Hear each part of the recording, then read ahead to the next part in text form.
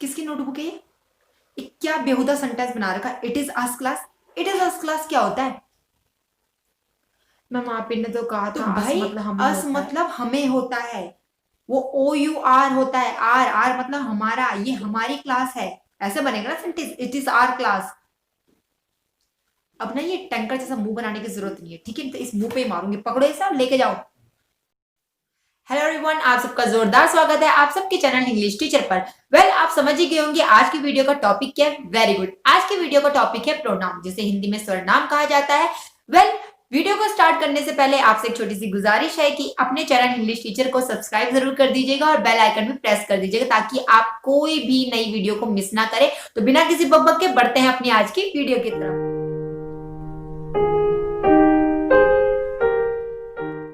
चलिए बात करते हैं अपनी आज की वीडियो की। तो आज की वीडियो में जैसे मैंने कहा कि आज हम प्रोनाउन करने वाले हैं, तो पहले इसके पार्ट्स के बारे में जान लेते हैं। हमारे पास कितने तरीके के प्रोनाउन होते हैं। सब्जेक्टिव प्रोनाउन होता है, पॉजेसिव प्रोनाउन होता है, हमारे पास ऑब्जेक्टिव प्रोनाउन होता है और रिफ्लेक्सिव प्रोनाउन होता है। तो प्रोनाउन कितने तरीके के होते हैं? 4 तरीके के। अब जरा जान लेते हैं। सुनने बड़े डेंजर से नाम लग रहे होंगे ना यार, सब्जेक्टिव पॉजेसिव, लेकिन कुछ नहीं होता, बहुत ही इजी मामला है।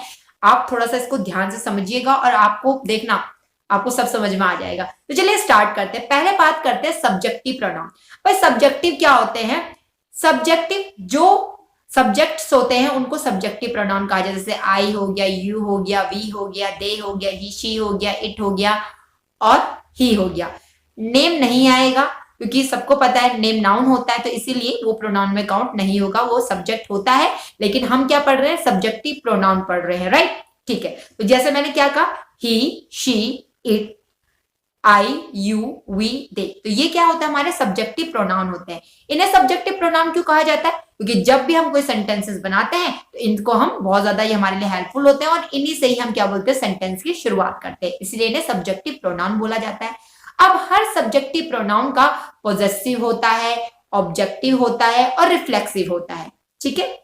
तो अब ध्यान से देखिएगा, पहले हम पढ़ने वाले हैं पॉजेसिव प्रोनाउन क्या होता है। क्या पढ़ने वाले हैं? वेरी गुड, पॉजेसिव प्रोनाउन पढ़ने वाले हैं। तो ध्यान से देखना, जो मैं कह रही हूं उसको जरा ध्यान से समझना। तो जैसे पहले है आई, आई का पॉजेसिव क्या होगा? वेरी गुड, माई और माइन। इसके दो पॉजेसिव होते हैं आई के, माई और माइन। इसी तरीके से यू के भी दो पॉजेसिव होते हैं, योर एंड योर्स। इसी तरीके से वी के भी दो पॉजेसिव होते हैं, our and ours, O U R and O U R S. Very good. इसी तरीके से दे के भी दो पॉजेसिव होते हैं, their and theirs. Very good. तो ये समझ में आ गया आपको, आई, यू, वी, दे, इनके क्या क्या पॉजेसिव होते हैं। अब बात करते हैं शी का। शी का पॉजेसिव होता है, वेरी गुड, हर, राइट? अब ही का पॉजेसिव क्या होता है? हिज। इट का पॉजेसिव क्या होता है? इट्स। क्या होता है? इट्स। ध्यान रखना, जिस इट्स की हम बात कर रहे हैं उसमें हम कोई भी एस्ट्रोफे एस नहीं लगाने वाले हैं, वरना वो इट इज हो जाएगा, राइट? तो हम इसको एक साथ लिखेंगे, इट्स। Got it? जैसे कि आपको स्क्रीन पर दिखाई दे रहा है उस तरीके से इसे लिखा जाएगा। तो आई होप सो आपको अब समझ में आ चुका हो। आई का पॉजेसिव क्या होगा? Very good, my and mine. You का योर्स एंड योर।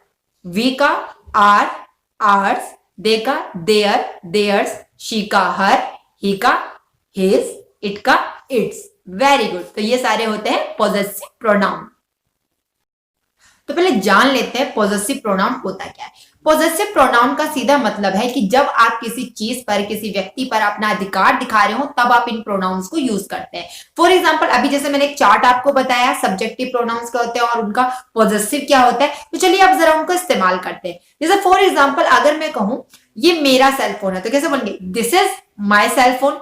तो यहाँ पे भाई पॉजिटिव क्या हुआ? पॉजेसिव क्या हुआ? माई। Very good. अगर इसी तरीके से मैं बोलूं वो मेरे दोस्त है, तो कैसे बोलेंगे? They are my friends. तो यहाँ पे पॉजेसिव क्या हुआ? माई। अगर मैं बोलूं वो तुम्हारे दोस्त है, तो कैसे बोलेंगे? They are your friends. तो पॉजेसिव क्या हुआ? योर। Very good. अगर मैं इसी तरीके से बोलूं वो हमारी मैम है, मैंने क्या बोला? वो हमारी मैम है, हम सबकी मैम है, तो कैसे बोलेंगे? She is our ma'am. Very good. कहने का मतलब है जब हम अपने अधिकार की बात कर रहे हैं, किसी और के अधिकार की बात कर रहे हैं, तब हम इन पॉजेसिव प्रोनाउन को यूज करेंगे। इसी तरीके से ही, शी, इट का भी ले लेते हैं। अगर मैं बोलूं कि ये उसकी बहन है, मान लीजिए मैं किसी लड़की की बात करी, मैंने कहा ये उसकी बहन है, तो कैसे बोलूंगी? She is her sister. Very good. अगर इसी तरीके से मान लीजिए मैंने कहा कि ये उसका स्टूडेंट है, तो कैसे बोलेंगे? He is her student, right? अगर मैं मान लीजिए अगर मैं हिज का एग्जांपल दूं तो हम ऐसे बोल सकते हैं, मैंने कहा ये उसकी नोटबुक है, इट इज हिज नोटबुक। तो कितना इजी है, बस हमें ये ध्यान रखना है कि जिसका भी हम अधिकार दिखा रहे हैं उसके अकॉर्डिंग हमें वो प्रोनाउन क्या करना है, एंड में यूज करना है। कुछ और एग्जांपल्स ले लेते हैं। अगर मान लीजिए मैं इट का अगर एग्जांपल दूं, फॉर एग्जांपल मैंने कहा इसके अंदर जो बैटरी है, मैंने कहा ये इसके बैटरी है, तो कैसे बोलेंगे? It is it's battery, very good. लेकिन उस इट्स पे आपको ध्यान रखना है, जैसे कि मैंने आपको स्टार्टिंग में कहा, उसमें आपको कोई भी एस्ट्रोफे एस नहीं लगाना है, कोई भी कोमा एंड ऑल नहीं लगाना है आपको, ठीक है? तो उस चीज का ध्यान रखना, वो एक साथ आपको लिखना होगा, देन वो इट्स हो जाएगा। तो अब इसी तरीके से जैसे कि मैंने कहा आपको, मैंने शुरुआत में बताया था, माई का माइन भी होता है, योर का योर्स भी होता है, आर का आर्स भी होता है, ठीक है, और देयर का देयर्स भी होता है। अब जो ये मैंने अलग बताए, इनका कैसे इस्तेमाल होगा, थोड़ा सा यहाँ पे ध्यान देना। लिखने के सेंस में हम कभी ऐसे इस्तेमाल नहीं करते, बट लेकिन अगर मैं बात करूं स्पीकिंग की, तब हमें इसका बहुत ध्यान रखना होता है। तो थोड़ा ध्यान से समझना इस चीज को, क्या लॉजिक है इसके पीछे, बहुत ही ईजी है। जैसे कि अगर मैं बोलती हूँ कि ये मेरी नोटबुक है, तो सिंपल से इट इज माई नोटबुक। लेकिन अगर मैं बोलूँ ये मेरी है, यहाँ पे मैं नोटबुक को ज्यादा इंपॉर्टेंस नहीं दे रही, मैंने सीधा बोला ये मेरी है, तो मैं क्या बोलूंगी? It is mine, very good. अगर मैं बोलूँ ये तुम्हारी नोटबुक है, इट इज योर नोटबुक। लेकिन अगर मैं बोलूँ ये तुम्हारी है, it is yours, very good. तो सिर्फ इतना सा फर्क है, जब आप ऑब्जेक्ट को बोल ही नहीं रहे हो तो आप इस तरीके से पॉजेसिव को यूज। इसी तरीके से अगर मैं बोलूं, जैसे फॉर एग्जांपल मैंने कहा ये हमारी क्लास है, तो कैसे बोलेंगे? It is our class. लेकिन अगर मैं बोलूं सीधा ये हमारी है, तो कैसे बोलेंगे? It is hours, very good. कहने का मतलब है, अगर मैं जिसकी मैं बात कर रही हूं, अगर मैं ऑब्जेक्ट को इतना ज्यादा इंपॉर्टेंस नहीं दे रही हूं, तब मैं सिंपली इस तरीके से यूज करूंगी, राइट? जैसे आप कई बार यूज करते हैं, ये मेरा है, इट इज माइन, ये तुम्हारा है, इट इज योर्स, ठीक है, या he is yours, he is mine, she is mine. इस तरीके से जब हम सेंटेंसेस बोलते हैं तो हम इस तरीके से इन प्रोनाउंस का इस्तेमाल करते हैं। होप आपको समझ में आ चुका होगा। अब बढ़ते हैं अपने अगले प्रोनाउन की तरफ कि भाई ऑब्जेक्टिव प्रोनाउंस क्या होते हैं। तो जरा ध्यान से सुनना, फिर दोबारा से एक टेबल को हम अच्छे से एनालाइज कर लेते हैं। जैसे अभी मैंने आपको सब्जेक्टिव प्रोनाउंस बताए थे, he, she, it, I, you, we, they, right? अब हम इनके ऑब्जेक्टिव जान लेते हैं, इनके ऑब्जेक्टिव प्रोनाउंस क्या होते हैं, ठीक है? जैसे आई का ऑब्जेक्टिव क्या होता है? मी। यू का यू ही होता है। वी का क्या होता है? अस। दे का देम। ध्यान दीजिएगा, दोबारा सुनिए। आई का क्या होता है? मी। यू का यू। दे का देम। वी का, वेरी गुड, अस। इसी तरीके से अगर मैं शी की बात करूं, सी का ऑब्जेक्टिव भी हर ही होता है, लेकिन ही का ऑब्जेक्टिव क्या होता है? हिम। इट का ऑब्जेक्टिव क्या होता है? इट ही होता है, ठीक है। आई होप सो आपको समझ में आ चुकी हूं कि भाई सब्जेक्टिव जो प्रोनाउंस होते हैं उनके ऑब्जेक्टिव प्रोनाउंस क्या होते हैं। तो चलिए पढ़ते हैं कुछ एग्जांपल्स की तरह, होप सो आपको ज्यादा अच्छे से समझ में आ जाएगा। तो कुछ एग्जांपल्स ले लेते हैं इसके। अब जरा समझ लेते हैं ऑब्जेक्टिव प्रोनाउन क्या होता है। ध्यान देने वाली बात है, सीधा आपको पता भी होगा, इतने इंटेलिजेंट तो आप लोग हैं, और हमें समझ में आ जाता है ऑब्जेक्ट क्या होता है। जब सब्जेक्ट जो काम कर रहा होता है उसे जो रिसीव करता है वो ऑब्जेक्ट कहलाता है, ठीक है। अच्छा, बहुत कॉम्प्लिकेटेड हो गया अब ये कि भाई रिसीव करता है सब्जेक्ट फलाना ढिमकाना, तो बहुत इजी तरीके से समझते हैं, बहुत सिंपल फंडा है। जैसे मैंने कहा मैंने तुम्हें पैसे दिए, तो भाई सब्जेक्ट क्या हुआ? मैं। अब दिए कैसे मैंने पैसे? तुम्हें, ठीक है। तो मतलब मैंने जो पैसे दिए उसे रिसीव किसने किया? मैंने जो पैसे दिए उसे रिसीव किसने किया? यू। Very good. सेंटेंस समझ लेते हैं। मैंने तुम्हें पैसे दिए, आई गेव यू मनी, तो ऑब्जेक्ट क्या हुआ? यू। Very good. इसी तरीके से अगर मैं बोलूं उसने मेरी मदद की, तो कैसे बोलेंगे? ही हेल्प्ड मी, तो भाई ऑब्जेक्ट क्या हुआ? मी। मतलब उसने जो भी मदद की उसको रिसीव किसने किया? मैंने, तो ऑब्जेक्ट कौन हुआ? मैं। तो भाई मैंने बताया था कि आई का ऑब्जेक्ट क्या होता है? मी। Very good. बस टेबल को थोड़ा ध्यान देना है और फिर देखिए आपकी प्रॉब्लम यू सॉल्व हो जाएगी ना जिफी। तो चलिए आगे बढ़ते हैं। इसी तरीके से अगर मैं बोलूं वो हमें पढ़ाता है, तो कैसे बोलेंगे? He teach over us. Very good, us. He teach us. इसी तरीके से अगर मैं कहूं मैं उनकी मदद करती हूं, आई हेल्प देयर और them. Very good, them. I help them. अगर इसी तरीके से मैं बोलूं कि वो उसे पढ़ाती है, तो कैसे बोलेंगे? शी टीच हिज या him? Very good, him. She teach him.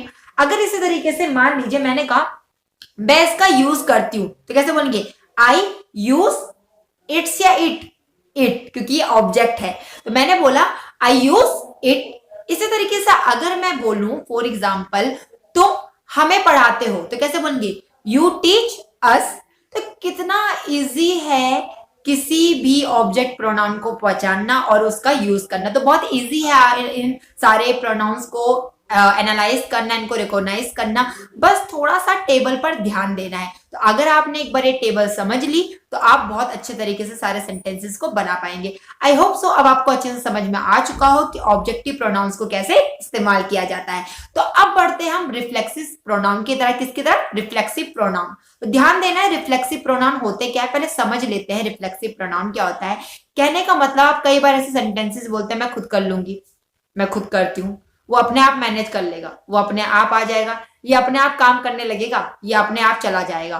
तो ये जो सारे काम होते हैं जो सब्जेक्ट से ही शुरू होते हैं और सब्जेक्ट पे ही खत्म होते हैं, जैसे मैंने एक एग्जांपल हम कई बार यूज करते हैं कि मैं खुद कर लूंगी या तुम कर लोगे, वो मैनेज कर लेगा। तो ऐसे सेंटेंसेस के लिए हमें कैसे हम रिफ्लेक्सिव प्रोनाउन को यूज करेंगे वो अब हम सीखने वाले हैं। चलिए रिफ्लेक्सिव प्रोनाउन की जरा टेबल को हम समझ लेते हैं क्या क्या चीजें हैं। जैसे कि अभी हमने ऑब्जेक्टिव प्रोनाउंस किए, हमने पॉजेसिव प्रोनाउंस किए, इसी तरीके से हम रिफ्लेक्सिव प्रोनाउंस भी करते हैं। जैसे कि मैंने आपको बताया रिफ्लेक्सिव का मतलब है कि सब्जेक्ट से जो काम शुरू हो रहा है वो सब्जेक्ट पे ही खत्म हो रहा है। कहने का मतलब थोड़ा सेंटेंसेस ले लेते हैं, आप समझ जाएंगे। पहले हम इनकी टेबल को जान लेते हैं किसका क्या रिफ्लेक्सिव प्रोनाउन क्या होता है। जैसे आई का होता है माई सेल्फ, यू का योर सेल्फ, वी का ourselves, they का themselves, she का herself, he का himself, it का itself। वेरी गुड, अब आपको समझ में आ चुका है। चलिए अब आगे बढ़ते हैं। जैसे मैंने कहा मैं खुद मैनेज कर लूंगी, तो कैसे बोलेंगे? I will manage my self. भाई मैं खुद मैनेज कर लूंगी, तो मतलब करने वाला भी कौन है और सेंटेंस खत्म भी किस पर हो रहा? मुझ पर। मैंने कहा मैं खुद मैनेज कर लूंगी, I will manage my self. जैसे मैंने कहा हम खुद मैनेज कर लेंगे, तो कैसे बोलेंगे? We will manage it ourselves, right. तो भाई कौन है यहाँ पे, हम किसकी बात कर रहे हैं? मैंने कहा हम खुद कर लेंगे, वी विल मैनेज आवरसेल्फ या we will manage it ourselves, right.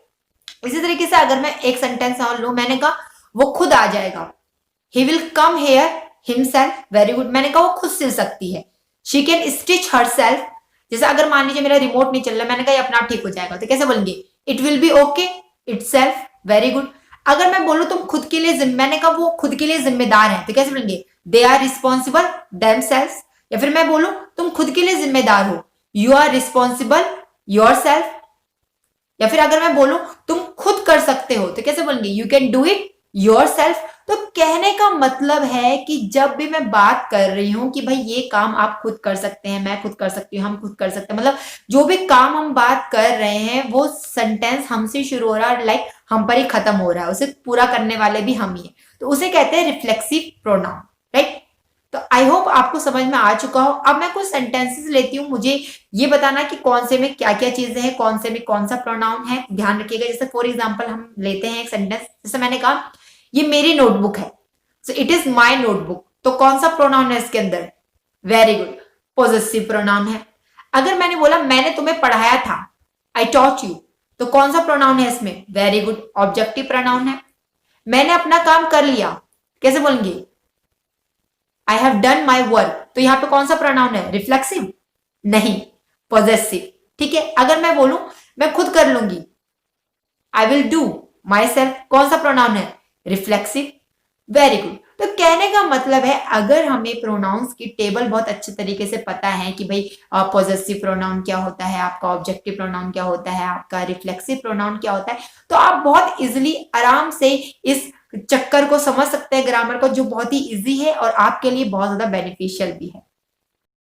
So I hope आपको ये वीडियो काफी ज्यादा लुक्रेटिव लगा हो और आपकी इंग्लिश में काफी ज्यादा हेल्प कर पाएगा, इसकी तो मैं गारंटी देती हूँ आपको। इवन जब आप लिखेंगे तब भी आपको बहुत ज्यादा हेल्प करेगा। और अब तो 12th और 11th के एग्जाम्स आ रहे हैं, तो 12th और 11th के लिए इवन हर क्लास हर स्टैंडर्ड के बच्चे के लिए बहुत ज्यादा इंपॉर्टेंट है इस बेसिक चैप्टर को समझना। तो इस वीडियो को एंड तक देखिएगा और जरूर आपको सारी बातें अच्छे तरीके से जो भी कॉन्सेप्ट है वो क्लियर हो जाएगा और एट द एंड यही कहना चाहूंगी हमेशा की तरह कि अगर आपको ये वीडियो अच्छा लगा हो तो जितना ज्यादा हो सके अपनी इस वीडियो को शेयर कीजिएगा, लाइक कीजिएगा, कमेंट कीजिएगा और जी हाँ, अंत में से सब्सक्राइब जरूर कीजिएगा विद बेल आइकन। सो मिलते हैं अगली बार नेक्स्ट वीडियो के साथ कुछ और भी मजेदार मीडियम्स के साथ, मुहावरों के साथ, ग्रामर चैप्टर्स के साथ। तब तक के लिए बाय बाय। अब आपसे मिलते हैं नेक्स्ट ग्रामर पार्ट।